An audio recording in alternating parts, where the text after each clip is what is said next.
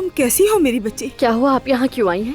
मैं तुम्हारी माँ हूँ, हमेशा तुम्हारे साथ हूँ। जब मैं अस्पताल में अकेले मुर्दा बच्चे को जन्म दे रही थी तो उस वक्त कहाँ थी आप?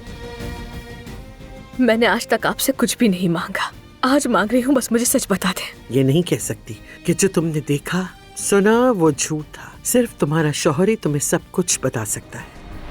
क्या हो रहा है यहाँ पर? हम आपा को घर ले जाने के लिए आए हैं। अब इस लड़की की यहाँ रहने की कोई वजह नहीं है। इसे इसी वक्त यहाँ से जाना होगा। वो रहा रास्ता, अब आप जाएं। अब मैं आपसे एक बात कहना चाहता हूँ, मेरे और दानिया के तलाक के कागजात तैयार करें। अगर तुम तलाक लेकर दोबारा जमरुद से शादी करते हो तो ईशा की कस्टडी मिलने के इम्कानात बहुत कम हो जाएंगे।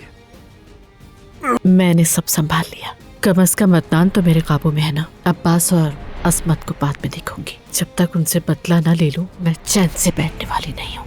जमरुद अदनान को सिर्फ इसलिए नहीं छोड़ेगी कि उसका एक बच्चा है, लेकिन शादी का पता चल गया तो हालात बदल जाएंगे। अगर कोई औरत थी जिसे तुम इतना चाहते थे कि उसके साथ एक बच्चा भी था, तो मुझे क्यों नहीं बताया? देखो दानिया और मैं, अदनान, ईशा मेरे काबू में नहीं आ रही। ईशा जैसे ही सो जाएगी मैं वापस आऊंगा।